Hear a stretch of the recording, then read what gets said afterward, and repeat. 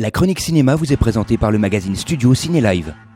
Bonjour à toutes, bonjour à tous, merci d'être fidèles à cette chronique cinéma, que ce soit ici en direct à la radio ou depuis quelques semaines sur YouTube. Il suffit de taper RCF, Reims et cinéma, les trois mots-clés, pour avoir la rediffusion de cette émission avec effectivement des photos. Vous verrez notre petite trombine, un petit trombinoscope en direct. Donc voilà, si vous voulez retrouver notre chronique ciné sur YouTube, donc vous tapez RCF, Reims et cinéma. Alors bien évidemment, j'ai les filles qui sont avec moi. Bonjour. Bonjour Stéphane. Voilà, on hésitait entre Stéphane et Charlie en fait juste avant d'enregistrer l'émission. Et effectivement, ça sera peut-être Charlie la semaine prochaine, on verra. Peut-être. Alors, on commence tout de suite avec Nelly et son coup de cœur, ou peut-être pas, on va savoir, sur le film que tu as choisi pour nous cette semaine. Alors, je vais vous parler de 12 Years a Slave.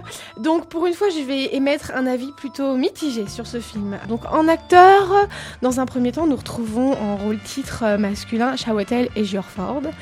Également à découvrir Michael Fassbender, Benedict Cumberbatch et en rôle titre féminin Lupita Nyong'o. Donc c'est un film de Steve McQueen. L'histoire se déroule aux États-Unis avant la guerre de sécession. Le personnage principal, Solomon Northup, jeune homme noir originaire de l'État de New York, est élevé et vendu comme esclave. Face à la cruauté d'un propriétaire de plantation de coton, Solomon se bat pour rester en vie et garder sa dignité. 12 ans plus tard, il va croiser un abolitionniste canadien, donc qui sera joué là par Brad Pitt. Cette rencontre va changer la vie de Solomon.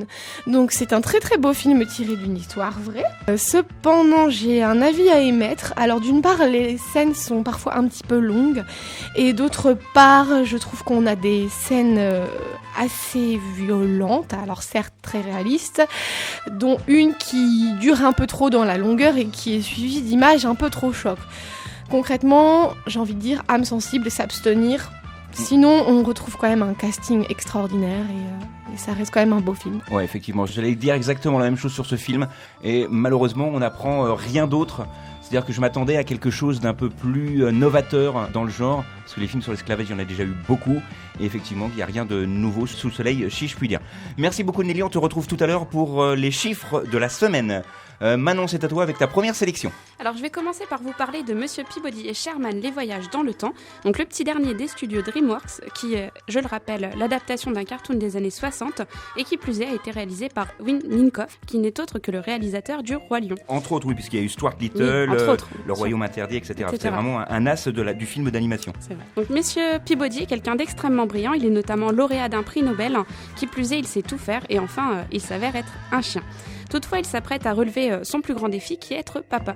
Effectivement, il va s'occuper du jeune Sherman, et pour l'aider à préparer son entrée à l'école, et afin de lui apprendre l'histoire notamment, il va créer une machine pour voyager dans le temps. Mais tout dérape le jour où Sherman, en voulant impressionner une de ses camarades de classe, la jeune et arrogante Penny, il enfreint les règles, fait fonctionner la machine, et perd sa camarade de classe à travers l'histoire. Donc un dessin animé qui, on l'espère, sera à la hauteur des autres DreamWorks.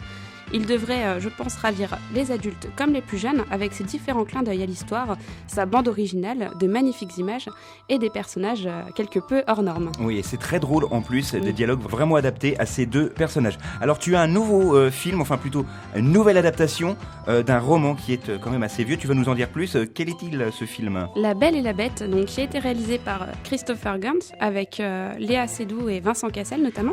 Donc comme tu as dit, c'est une nouvelle version du conte qui, contrairement au film de Cocteau qui traitait beaucoup autour de la bête, devrait fortement s'intéresser au personnage de Belle interprété par Léa Seydoux. Donc l'histoire se déroule début 19e. Donc après le naufrage de ces navires, un marchand est obligé de s'exiler à la campagne avec ses enfants. Donc parmi eux vit Belle, une jeune fille joyeuse et pleine de grâce. Et lors d'un voyage, le marchand tombe par hasard sur le domaine de la bête et il en profite pour ramener des richesses à sa famille et en plus une rose, unique chose que lui avait demandé sa plus jeune fille. Et pour cette rose, la bête le condamne à mort. Belle décide donc de prendre la place de son père, mais à son arrivée au château, ce n'est pas la mort qui l'attend, mais une nouvelle vie aussi étrange que féerique. Donc chaque soir, notamment la Belle et la Bête dînent ensemble et apprennent à se connaître. Ils finissent donc par se dompter l'un l'autre. De plus, chaque nuit, Belle rêve et ses rêves lui fournissent des bribes sur ce qu'était la vie de son hôte avant de devenir cette bête. Donc Belle n'hésitera pas à braver tous les dangers pour délivrer la bête de sa malédiction et se faisant devenir une femme et trouver l'amour. Donc un film magnifique.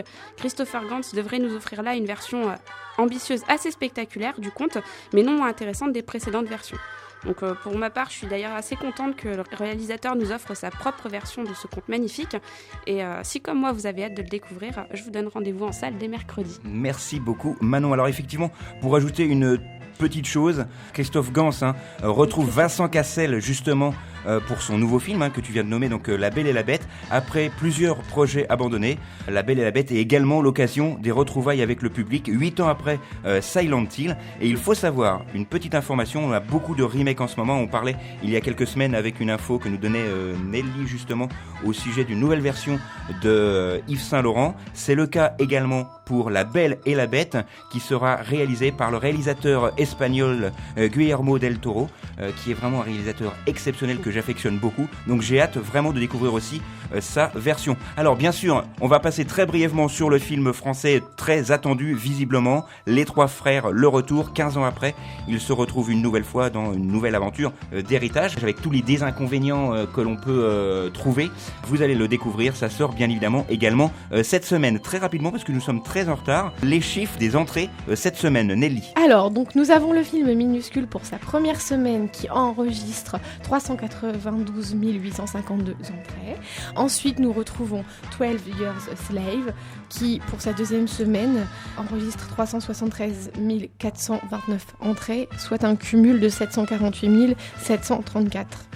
Et le film The Ryan Initiative, pour sa toute première semaine, enregistre un total de 258 323 entrées. Merci beaucoup. Et pour terminer très rapidement, moi j'ai un petit coup de cœur.